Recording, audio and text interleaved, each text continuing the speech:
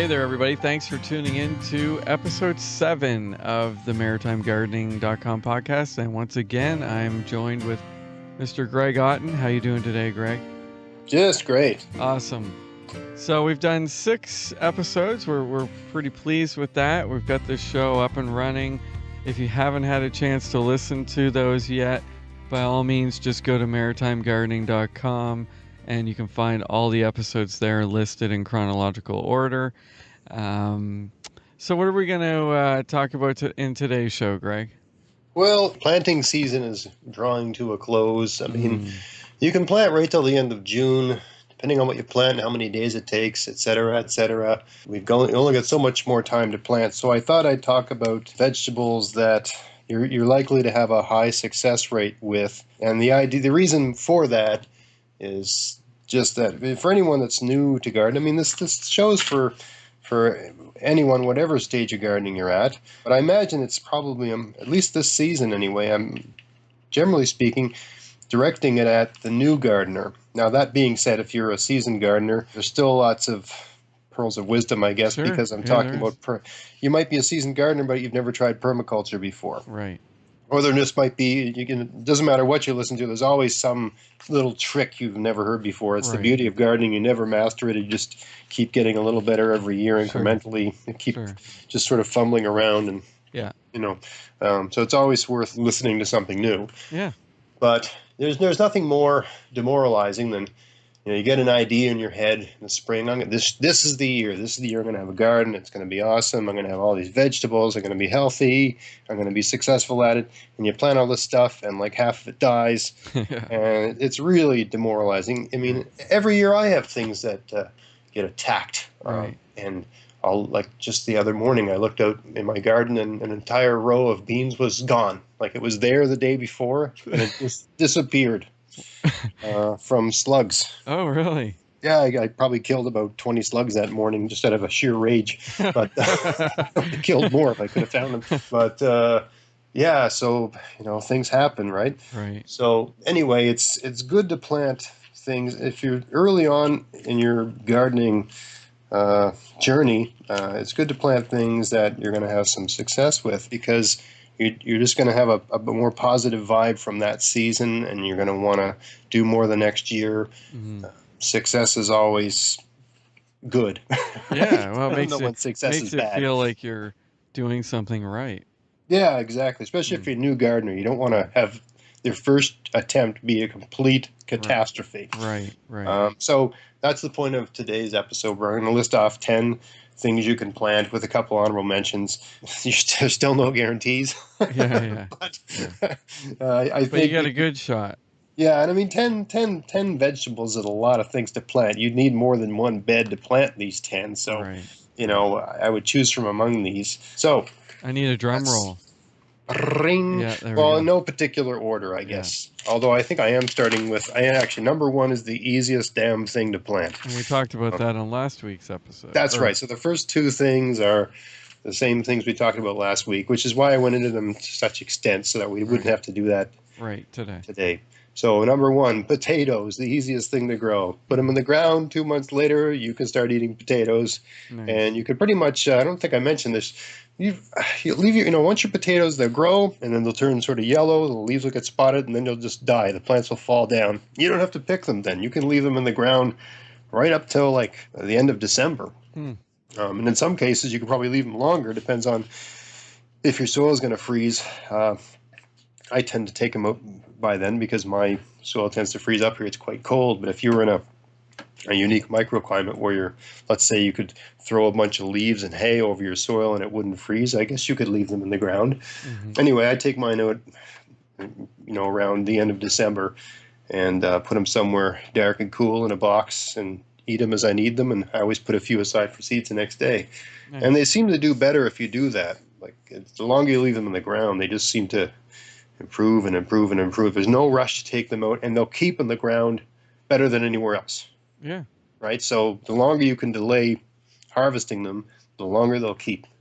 Interesting. So why rush? Yeah. They taste better than the store-bought ones, and they also cost less once you grow them. Right. So it's all around a good idea.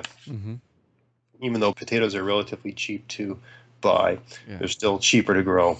Beans, again, very easy to grow. The bush variety of beans is the easiest to grow. You don't need to build any sort of trellis. They're self-supporting. They tend to be very heavy yielding bush variety. There's a variety that I plant. I plant a number of varieties, but I find the variety called Provider is very reliable. They're good eating, but they're also just very reliable. A lot of kinds of beans, they don't like to be in the ground too early. They'll rot, or maybe the slugs really love them. Provider seems to be very reliable. I've planted a number of varieties, and different varieties I have different success with. Provider is always a winner, and it's also an heirloom variety, so you can save the seeds and plant them the next year. So you buy like a pack of seeds, and then you're good conceivably forever. Yeah. Also, if you save your seeds, they'll tend to be very, very viable seeds. I don't know if all plants are like this, but certainly beans, when you save your own bean seeds, those seeds just take off. And as a general rule of thumb, Provider is a dark seed.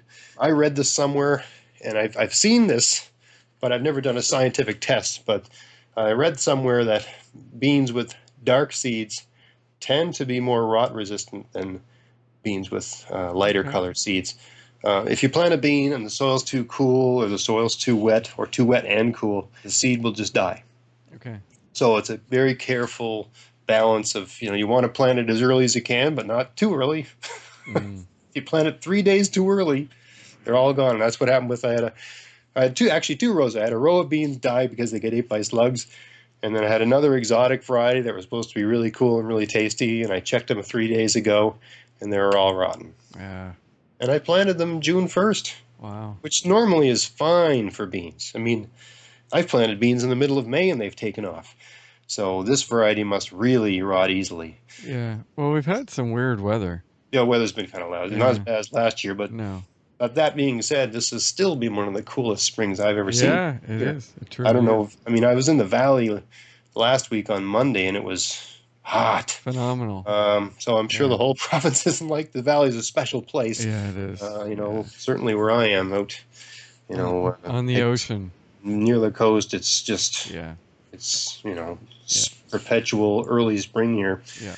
Okay, so that's beans. One thing I also didn't mention last week is that once your beans start to get of an edible size, and I could go into detail with what that means, but if you eat beans and you pick beans, you'll know exactly what I'm talking about. Once they get too big, they start getting this sort of string down the side. Right. And that string will stick between your teeth, and they're it does.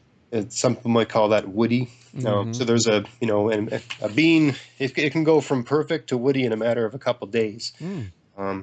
So some varieties take a lot longer to get like that, so I'm not going to give you a rule of thumb, but you'll know whatever bean you're growing, it's got a size where it's tender and soft, and then a size where it's more woody. And once it becomes woody, it's switching gears and it's trying to produce seeds. Okay. Right. So when you pick a bean to eat as a green bean, you want the seeds immature. Right. So that because you're really eating the pod, you're eating the seeds and the pod, but most of it's sort of this watery pod. Yes. But once the bean starts trying to become a seed, the pod becomes like sacrificial. Yeah. The pod's just being used up, and it's just a casing. Right. Right. Once the pods get to that size where they start to taste just right, you're going to have to pick beans every 2 days until they're done. And a bush bean is going to give you beans every 2 days for about 2 weeks, maybe 3, between 2 weeks and 4 weeks, depending on the variety. But it's a relatively short period of time. They've got like a countdown. Okay. Bush beans don't just keep going. Pole beans will keep going until it gets cold. Bush beans have a termination date. Yeah. You got to go out there with a bowl every 2 days.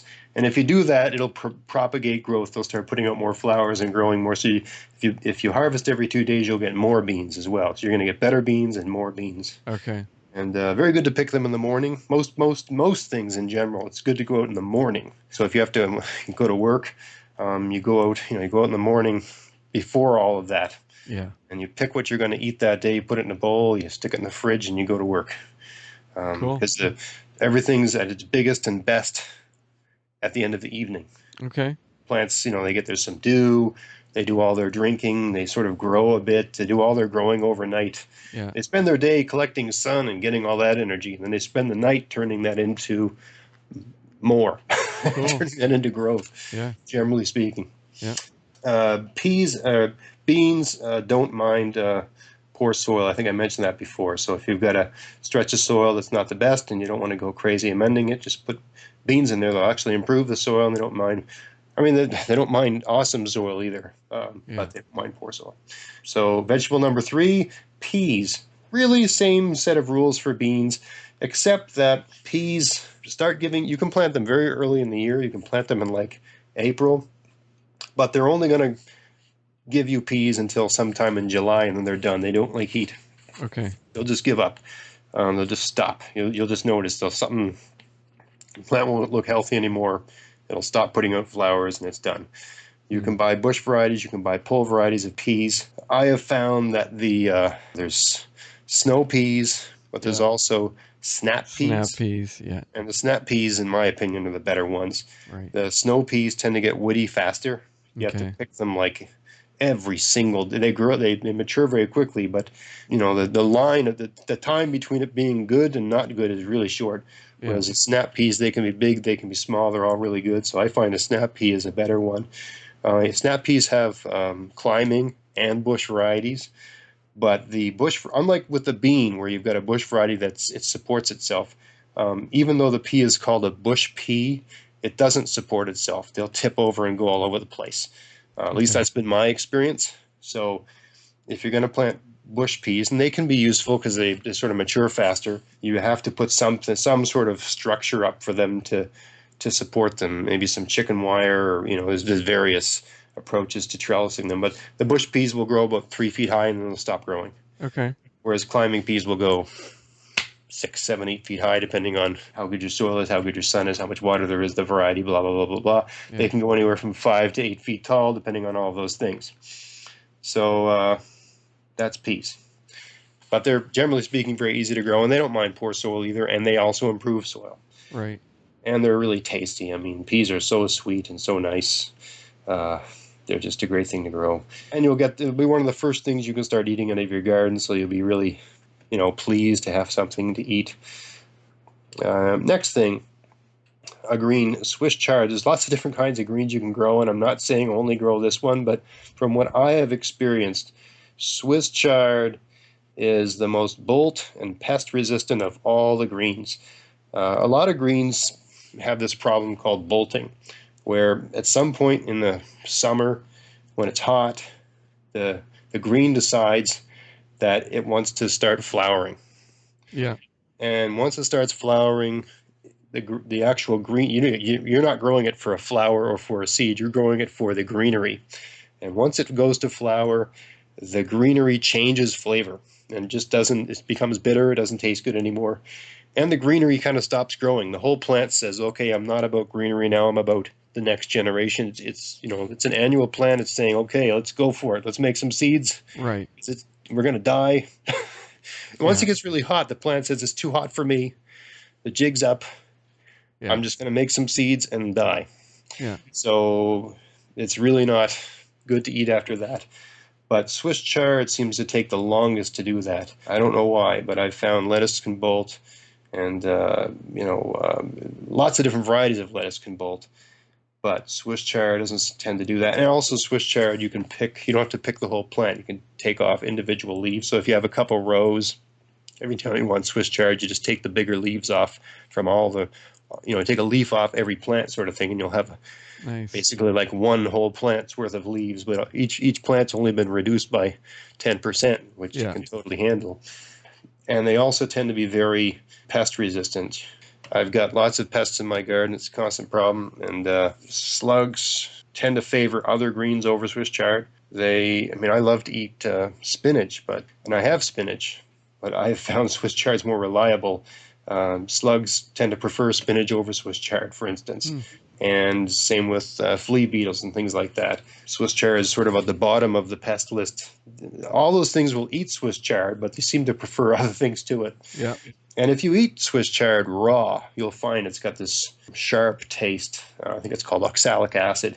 Okay. So I'm sure that's an adaptation it's developed over the years to just keep things from eating it. Yeah. But once you cook it, that oxalic acid gets neutralized or something. It does, once you cook Swiss chard, it tastes great, especially if you smother it in butter and salt. Yes, most things do. Varieties, I like Giant Ford Hook and Lucillus in terms of just ease of growth and reliability. I've tried planting those rainbow Swiss chards. I've found they're kind of unimpressive, unreliable. The ones that aren't, selected for that color trait, for me anyway, tend to grow bigger, better, faster. Yeah. So I can give up the color for that because bigger, better, faster is always tends to be better tasting. Yeah. Now, the next one, number 5. This is one I never grew these till a number of years ago because I always thought they were something exotic. Strawberries. You can go to a garden center, and if you can get the bare root variety, you can buy like 20 strawberry plants for $10. And that's a lot of strawberries. I mean, one of those plants will put out probably 20 strawberries. One of those bare roots, so one of those 20 will put out about 20 strawberries once the plant's really mature. So that's a lot of strawberries. Yeah, that's a lot.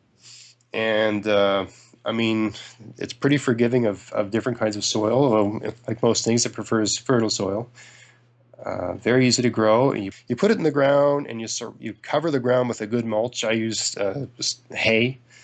Straw is probably better because it's less weedy. I'm sure I've grown them with wood chips. Wood chips works fine too. So whatever you've got at your disposal. And if you get a variety that's ever-bearing, like the one I use, Seascape, you get a crop. Like if you planted them this year, you get intermittent strawberries throughout the summer, and then you get a crop in the fall. But once that plant's mature, you're going to get a sizable crop of strawberries in June. Then you're going to get, let's say, a bowl a week all summer long, and then you get a ton of strawberries in the fall. So it's a fruit. I mean, your garden's going to bear fruit all summer long. You're going to have this, and they're really good tasting. The 2 varieties I'm aware of that's available around here are called that are ever-bearing like that are Albion and Seascape. They're really nice. Good tasting. There's different varieties too. There's most of the strawberries that when you buy them in the store, what you're buying is what's called June bearers. So it's a strawberry that just bears its fruit in June and it's done.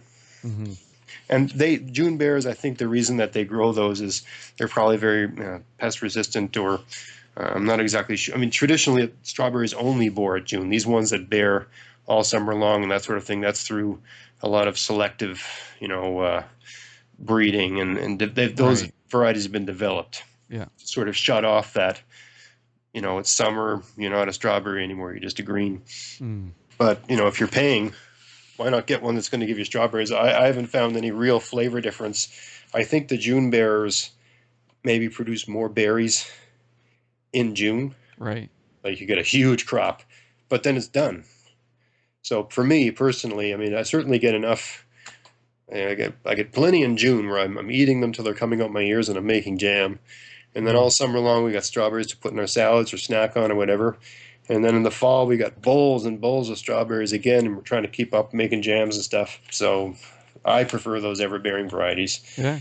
There's not a lot you need to know to keep them going. There's, I'll probably talk about another episode about how to manage your strawberries. We're going to do a couple episodes later on about just the things you have to do once you're done planting things. Now everything's planted, now how do you keep everything going? Yeah. We'll talk more about managing strawberries in another episode, but it's really not that big a deal. It's not the overwhelming task that some people might make it out to be, and there's some things you can do to make it even easier that I've tried and work. So cool. Totally worth doing, although really it's a bit too late this year to plant them. I was just in the garden center yesterday, and then all the ever-bearing varieties were gone, and they weren't getting any more. So yeah. Something to think about next year anyway. Yeah. So that's strawberries. Now, another thing I'm going to talk about here, I'm just going to mention I'm going to mention an herb. There's lots of different kinds of herbs, and many herbs are easy to grow. But a lot of herbs, especially the perennials, really difficult or time-consuming or tedious or whatever to grow from seed.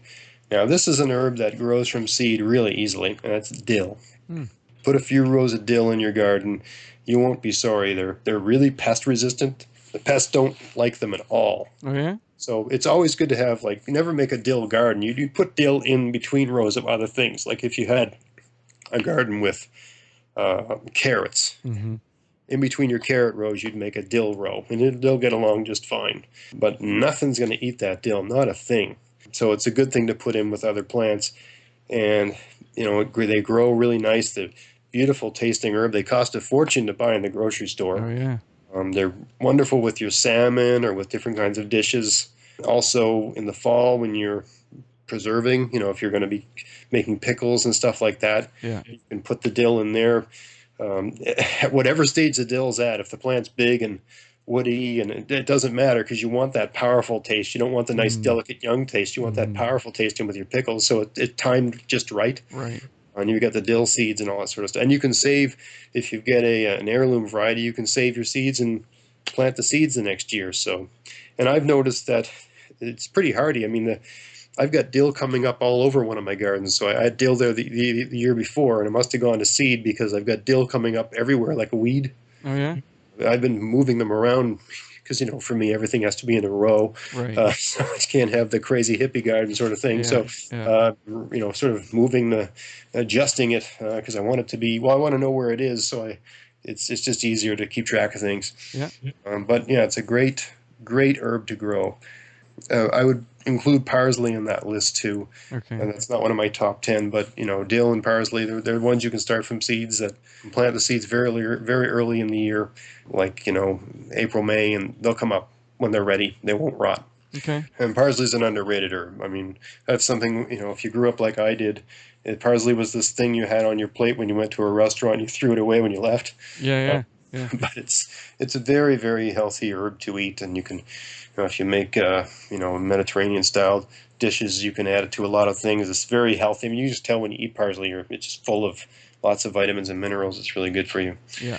Well, I guess one thing I would say, if you're a lot of people like to grow herbs. I don't really understand the fascination with them because you can't. They're not very calorie rich. They make your food taste good, but if you're buying herbs, if you're going to buy transplanted herbs, one smart thing to do is to buy perennial herbs that are going to keep coming back every year. So you spend $3.99. Herbs are not cheap. Like herbs cost. You can buy 6 tomato plants for $1.99 or $2.99 at a garden center. Yeah. You can buy 1 parsley plant for $3.99. So if you're buying herbs, it's smart to just look at the information on that herb and see if it's a perennial. Yeah. And if it is a perennial, make sure it's zone 6 or zone 5 or zone 4 or less. Often you'll see it'll say perennial. I bought some bay leaves once. It said perennial. I said, oh, that's great. It never came back. Wrong zone. Because it was for zone 9 or 10. Yeah. Which is not here. No. Same with, I think I've got some rosemary. And the rosemary is for zone 8. So the rosemary I planted last year, it actually didn't die. It's coming up very slowly, like it had the tar kicked out of it. So I'm amazed that it survived, especially where I am. Maybe if I'd covered it with a foot high of hay or something insulative, it might have done better. Right. And you can play with that sort of thing. But that being said, if you want low maintenance, you buy herbs that are for your zone, and you can certainly find your classic Italian type herbs in that category. You can find oregano, you can find savory, you can find thyme, and a lot of those herbs that are perfectly fine for this zone. You plant them once and they just keep coming in. They get bigger and bigger and better and thicker and heavier every year. So it's good value for your money. I bought 1 oregano plant in 2010, and now I've got like 6 oregano plants from that plant, and they're all huge. And on and on and on. I'm just going to get more and more in oregano until I feel that I've got all the oregano I could possibly want. And one more thing about herbs, since we're on the topic, for the love of God, don't plant mint in with any of your gardens. Don't put it in with your herb garden. Don't put it in with your vegetable. Unless you want a garden full of mint, don't put it in. Why is that? Because it behaves like a invasive species. Wherever mint is, it wants to make everything mint. You'll have it everywhere. It'll grow. It just sends roots out everywhere, and you can't get it out. Once it's in, it's almost impossible to get out. it's I mean, aside from the fact that it makes a really nice tea and it's good on lamb, um, it's a real pesky plant because it just insists on taking over, colonizing everything.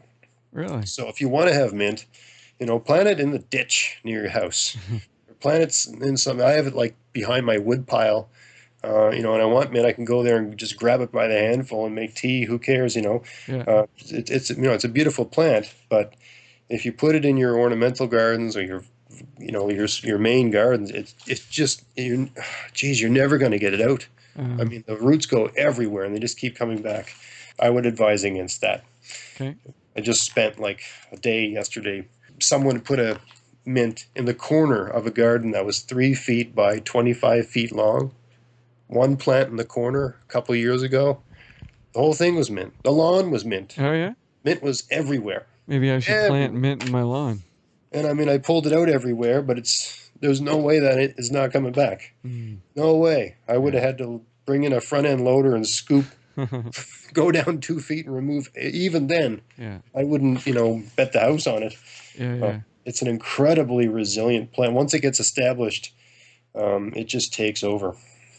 Okay, it's enough about herbs. So another easy thing to grow, onion sets. You can buy onions as a seed, but they take a very long time. So if you go to a garden center, you can see these little onion bulbs. They'll sell them in a bag of like 100. And you just pop those in the ground. Again, just like dill, you put the onion sets between rows of things. So if you've got a garden with rows of tomatoes, you put the onions in between the rows of tomatoes, they'll be fine. Because they don't have a big pile of foliage, right? It's just a spike. Right. So they can get along with things. And onions are very pest resistant. You could have some bug fly into your garden, and just through random chance, it doesn't land on the delicious plant. It lands on the onion. Yeah. Takes a bite and then says, "Oh my God, I'm out of here. This is the worst thing I've ever tried." Doesn't try anything else because really? Onion practically kills it. It's so bad. Well, if you ever want to see how a bug would respond to an onion, just take your 5-year-old out into the garden and eat an onion green and say, "Here, try them. They're really good." And watch how your kid reacts. Same thing. I did it with my daughter last week. She spit it out. She might have cried. So it's an acquired taste. Raw onion green. So very easy to grow, good pest deterrent. And they don't need to have their own space. They can sort of get jammed in between things. And same thing, garlic. And you plant onions in the spring or now. You can still plant onions now if you can find the bulbs and they haven't started to sprout too much. But another thing in that same category is garlic. Now you can't plant garlic right now. I plant mine around Thanksgiving, mid-October. You plant garlic just like you'd plant a tulip. You plant them in the fall. They're an extraordinary pest deterrent. They start coming up, like my garlic's almost 3 feet high now. So it's great to have in your garden because when everything's barely growing, you look like you've got a good garden because you've got these big green things growing. Nothing, as far as I can tell, nothing eats garlic. The only thing that eats garlic is people. There's just nothing. You'll see the odd slug bite, but there's like one bite, and that slug is gone, right? Nothing eats garlic. So it's a great pest deterrent because, what I'll do is if I have a 4x10 garden, I'll put a row of garlic at either end of the garden and one in the middle. So it's almost like a forest field. And I don't have them in all my gardens, but I got half my garden beds have garlic in them. And, I save garlic and replant it the next year. So my goal is to have garlic everywhere in my garden because it seems to be a good pest deterrent. Cool. Also good with vampires. If you're worried about that. better than wooden spikes. Also with garlic, it's not just the bulb you can eat. I mean, right now I've got garlic greens. You wouldn't want to take too many greens off of garlic because you're going to weaken it, but you can take one off. So you got the greens. Early in the year, you've got the greens, which taste like garlic. And then partway through the summer, they start putting out these things called garlic scapes, or these sort of twisty things, funny-looking flower-type things that grow out of the garlic. They don't really do much for the plant, so you can cut them off and you can dice them up and put them in your food when you're cooking. And they have a garlicky taste, so they're a garlic substitute.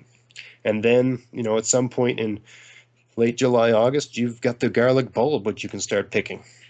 What I'll tend to do is I pick all the smaller ones. I leave the biggest garlic in right up until sometime in September. You can see, you just dig down a little bit, you can see if a garlic's really big or small, and I'll put a little ribbon around the really biggest, best ones, and I won't eat them. I'll leave them, and I'll take them out around mid to late September, their biggest, best garlic, and hang them up to dry.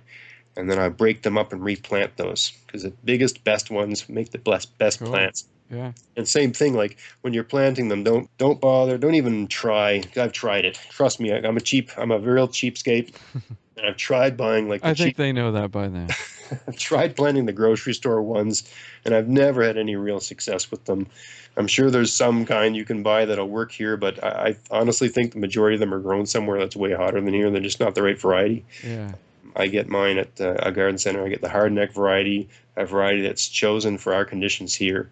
And when you're buying them in a garden center, there's going to be like a big basket full of them, and pick the biggest, best looking, be choosy, be picky. Just even if you have to take like 20 minutes, you pick the biggest, best, fattest looking ones you can pick, because that's the fuel for next year's plant. And the bigger that garlic is, the better its children are going to be. Yeah. And it's a great value. You just get more, and I get more garlic every year because I save about 20% every year. So I get more garlic every year. Okay. I have a goal, just like I have a goal never to buy potatoes again, I have a goal to never buy garlic again. Not there yet. Okay, so last two, carrots and parsnips. When you're planting carrots, plant a lot. You don't plant like at least the way I do. If you've got nice, soft, loamy, loose soil, instead of just having one straight line of seeds, I almost plant like a 1-inch wide pile of seeds. And you're going to get a lot of carrots out of that. But as the summer goes on and the carrots start getting like 4 inches long, you can start picking out baby carrots, right? So you'll thin them out as you go. And if the soil's soft and loamy, they'll sort of find their own little space. They'll push each other aside. They won't. If your soil's tight and hard, the carrots will wrap around one another. Right. But if the soil's loose, they'll just find their own. They'll all find their own space. And you just harvest them as you need them. And while you're doing that, you're with an eye to helping them space themselves. Okay. Right. But also, you can leave your carrots in the ground right until the end of December. They actually improve. Your carrots start to taste really good around October once there's a frost. Right. Carrots and parsnips are that same variety, the same thing. They really like a frost. Something happens in the plant. Once it gets cold outside, the plant realizes that its growing time's over. Yeah. And carrots and parsnips are biennial, so they die. They grow the first year, and then the second year they come back and produce a huge plant that's going to have seeds. Yeah. And the way they survive the winter is to change all the starches that are in their root to sugar. Yeah. That change in their composition allows them to survive the winter without freezing. Somehow they can survive the winter because they've switched to that sugar composition. Right. And it also makes them taste a lot better. So you leave them in as long as you can. I've heard of people leaving them in all winter long, and they just cover them with, a couple feet of hay. And if the ground doesn't freeze, they'll just go out in the dead of winter and lift the hay up and pick them out of the ground. I tried that one year and the ground froze anyway. Yeah. But that's just my backyard. So, certainly try it. Yeah.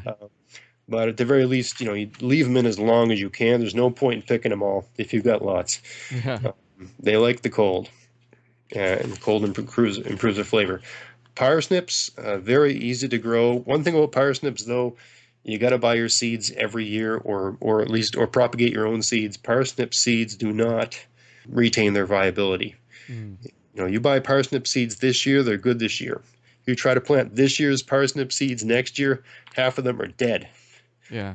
They really don't hold on to their vitality. So there's no point in saving your parsnip seeds. Plant them all. Plant them all. But I think you'll find, the beauty of a carrot is that you can eat it raw and they're sweet. Parsnips, not very good raw. But when you roast them, they're out of this world. They blow carrots out of the water when they're roasted. I don't know why that is, but when they're roasted, they're very, very good. And I don't know how they grow the ones you buy in the store. But when you grow your own, maybe the ones in the store harvested in the fall. I don't know. When you grow your own and you start harvesting, I start harvesting mine around Thanksgiving. It's the first meal, like Thanksgiving dinner. That's the first parsnip meal we have of the year. Yeah. And I always really look forward to it, and I gorge on them. And then we just eat them every week, until on. But when you've grown your own in good soil, the flavor is just incredible. They're so good. They're so tasty. So totally worth doing. And they're one of those plants where you plant them first, second week of April, and once they're 3 inches high, you put a mulch around them, and they're relatively pest resistant. They're not porcupine resistant. I learned that last year, but as long as you have it, they seem to be very pest resistant. So once they're up, you don't do anything. They just grow and grow and grow and grow, and they grow quite large. They're pretty cool looking plant. People won't know exactly what you've got growing. You just have these big green plants. So totally worth doing, and it's worth leaving. When you harvest all your parsnips, identify a couple of the plants that are really, you can tell, you dig down a little bit, you'll see the crown. If the crown's like 2-inch or 3-inch diameter crown on the parsnip, leave a couple like that in the ground, and the following year it'll grow and produce a ton of seeds. That's what I did last year, and I planted all my seeds and they've all come up. So you've got those are good, viable, reliable seeds because they're yours. Right on. And you get to save $1.99. Cool. Totally worth it. Yeah. So I noticed you didn't talk about kale or tomatoes. Yeah. So I'm not saying don't grow those things. Most people, when they put in, especially these days, traditionally everybody wants to grow tomatoes because there's nothing like your own tomatoes. And these days kale is all the rage, so people want to grow kale. And certainly go for it. The only catch is that tomatoes, they have to tend to, unless you're really lucky, they're blight prone unless you prune them properly. And sometimes they have to be staked or caged or whatever. And depending on the variety, it may be more or less disease resistant. So there's problems you can run into tomatoes or not. They can be a little demanding.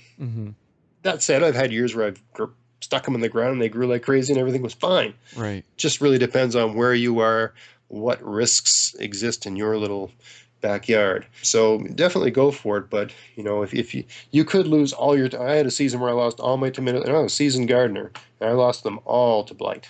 I've never had blight. I never had a blight problem before, so I didn't know how to deal with it. And some years, if blight's really bad, it's just in the air everywhere.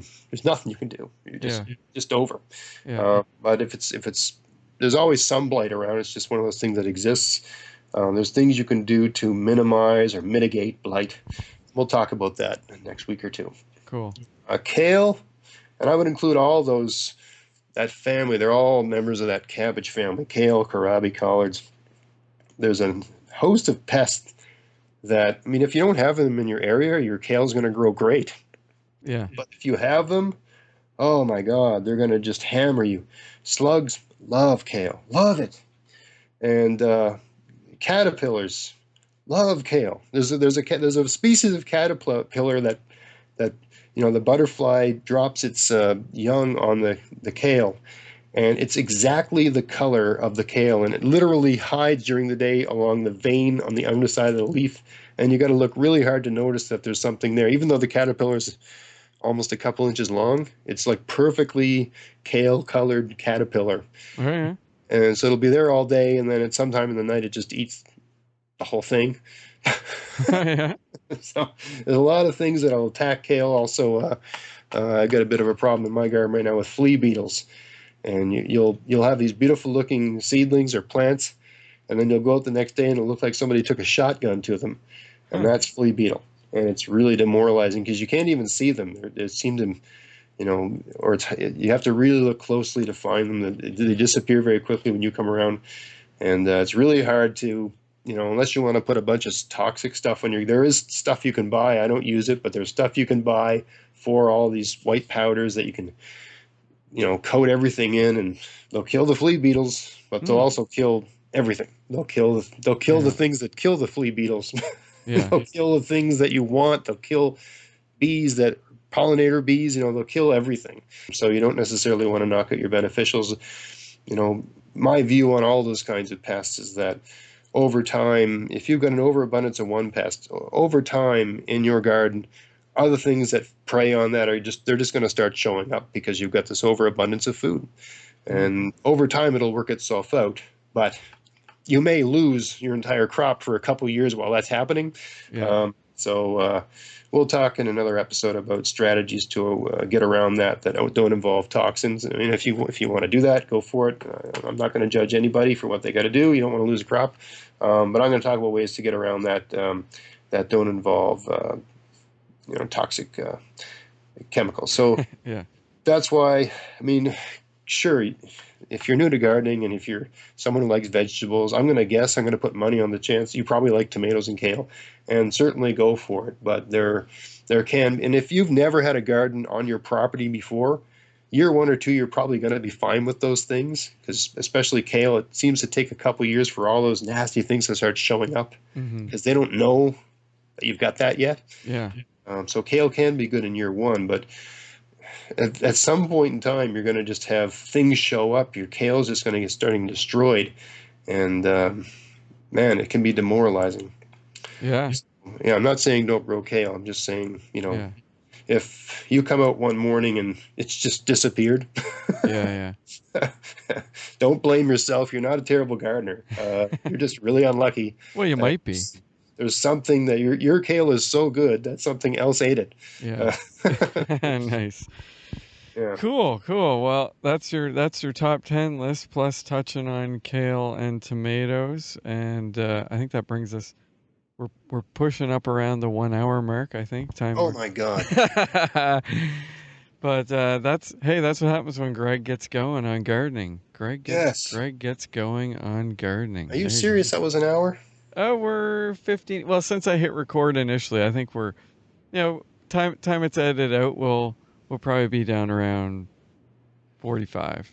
Right. Yeah. Right. No, it's cool. It's cool. So thanks again, everyone, for tuning in, and don't forget to check out the show notes at maritimegardening.com/007. Any final notes you wanted to add, Greg?